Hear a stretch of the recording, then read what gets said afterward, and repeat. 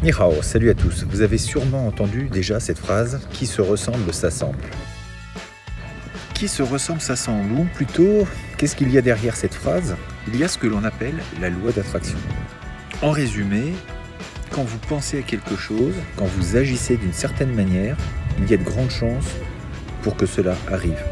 Dans les arts martiaux, souvent, on voyait des gens qui se battent généralement très souvent, en dehors de la pratique, dans les week-ends ou en semaine, des gens assez nerveux et souvent, ils se battent en dehors et il y a toujours des problèmes. Ils sont toujours dans des problèmes, sur un chemin assez noir en fait, parce qu'on a l'impression que tous les problèmes sont axés sur eux. C'est comme des aimants, ils attirent les problèmes.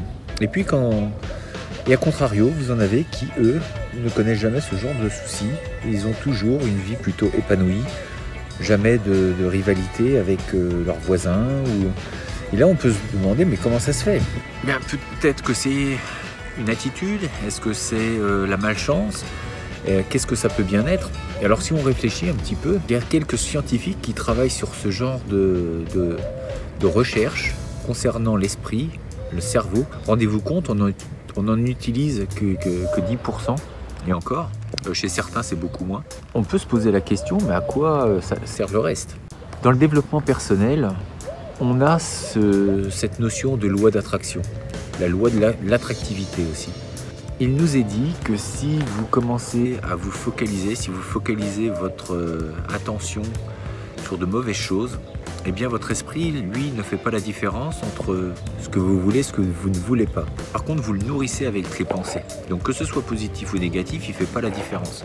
Donc si vous focalisez sur du négatif, lui, il pense que c'est ce que vous voulez. Par exemple, vous dites j'ai trop de factures, j'ai toujours des soucis dans ma vie, et puis personne ne m'aime, et puis de toute façon j'y arrive pas. Vous voyez, tout ça c'est négatif, et lui le cerveau il dit ok, lui c'est ce qu'il veut. Donc il ne fait pas de différence entre ce que vous voulez éviter et ce que vous voulez vraiment.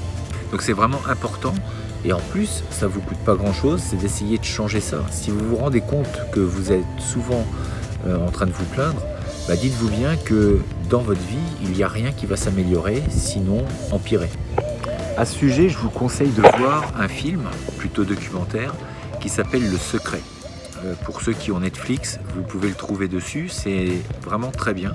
Et il y a un livre également, mais qui est en anglais. Alors pour ceux qui ne parlent pas anglais, ça va être compliqué. Mais sinon, regardez ce film et vous verrez, vous comprendrez pas mal de choses. Il y a des scientifiques, il y a des gens qui travaillent dans la physique quantique et vous aurez des réponses à vos questions. Donc dans les arts martiaux, bien sûr que si vous avez toujours ce côté négatif, vous tomberez de toute façon sur des gens qui viendront se battre avec vous. En tout cas, il y aura des rapports de confrontation. Essayez de changer simplement vos idées et vous verrez que tout peut changer. Orientez vos pensées de façon différente.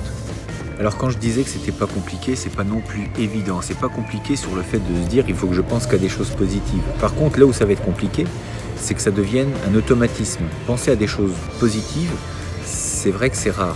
Et en plus, on a cette faculté, nous, êtres humains, surtout français, à se plaindre énormément.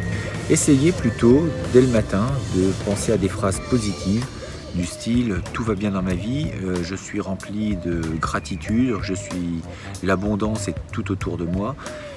Ça paraît tout bête, mais ce qui est bête ne nous tue pas. Et il vaut mieux penser comme ça, commencer à penser de cette façon, plutôt que se dire « oh là là, ce matin il fait froid, et puis là ça va pas aller, et puis je vais rencontrer encore mes collègues de travail avec qui je m'entends pas, et puis là de toute façon je vais trouver ce gros con patron ». Vous polluez l'esprit, on se pollue l'esprit, donc il faut arriver à changer ce genre de pensée.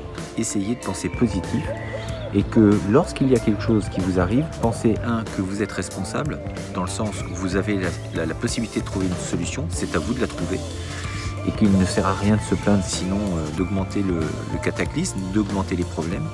Donc du coup, essayez vraiment de changer d'interrupteur, changer avec cet interrupteur, changer de façon de penser, changer de voix, et vous verrez que les choses commencent à se métamorphoser. Il est important aussi, c'est de s'entourer de bonnes personnes. Et pour ça, il est important également d'y penser, de penser à rencontrer de belles personnes. Dans le sens, quand je dis belles personnes, c'est des gens qui ont le cœur, un joli cœur, qui ont le cœur sur la main, des gens qui ont des belles valeurs. Nous sommes dans un monde où l'esprit a une grande part, a une grande importance. Nous pouvons vraiment faire énormément si on arrive à contrôler notre esprit, si on arrive à focaliser sur les choses qui sont importantes, sur ce que l'on veut vraiment. Il y a de grandes chances pour que ça arrive.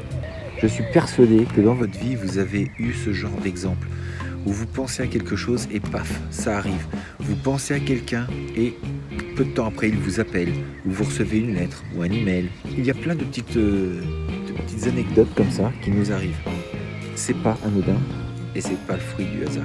Alors je sais qu'avec ce genre d'idées, beaucoup vont dire mais c'est n'importe quoi, ça ne marche pas. Et là, je dirais, vous avez raison.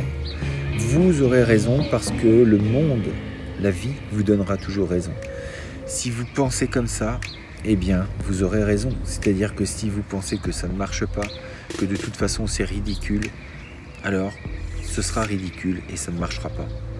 Moi, je vous mets un petit challenge. Essayez pendant un mois de penser qu'à des choses positives. Ce que vous voulez dans la vie, essayez d'y penser. Peut-être quelque chose de simple pour commencer. Essayez de le faire. Essayez. Et puis, vous en tirerez vos propres conclusions. Et si vous le faites, il faut visualiser. Il faut vraiment y croire. Et il faut, quand je dis visualiser, essayez vraiment de ressentir. Essayez de ressentir les bienfaits de ce que vous voulez. Je prends un exemple vraiment simple. Une voiture. Je suis sûr qu'il y en a plein qui veulent une voiture.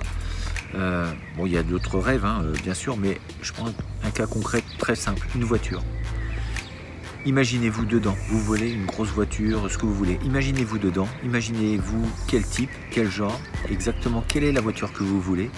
Imaginez-vous monter dedans, imaginez-vous le plaisir qu'elle vous produit, que vous ressentez, le fait d'être dedans. Imaginez-vous rouler avec, en ville, en campagne, et essayez vraiment de faire en sorte de croire qu'elle est déjà à vous, en votre possession.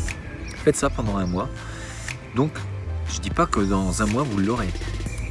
Mais vous aurez envoyé suffisamment de signaux autour de vous, des vibrations, qui vous emmèneront vers ce chemin. J'ai une image aussi là-dessus. Parfois, quand on conduit la nuit, on ne voit pas ce qu'il y a. Si on doit aller à une destination, je dois aller sur Paris, par exemple, je suis dans le sud. Si je dois aller à Paris, je ne vois pas Paris, je ne vois pas la destination. Et pourtant, je vais commencer à prendre le chemin et finalement, je vais y arriver. Mais je n'aurais pas vu Paris. Quand je suis parti du sud, je ne vois pas la ville. Mais je sais que je vais y arriver. Et bien en fait, c'est parce que j'ai commencé et que je sais que c'est ma destination que finalement, j'arriverai à Paris. Faites la même chose avec vos rêves. Vous ne savez pas quand vous y arriverez. Mais en tout cas, vous prenez et vous ne lâchez pas cette destination. Forcément, à un moment, vous y arriverez. Alors, il y a des rêves qui, parfois, peuvent être un peu plus longs que d'autres. Il n'y a pas de règle à ce niveau-là.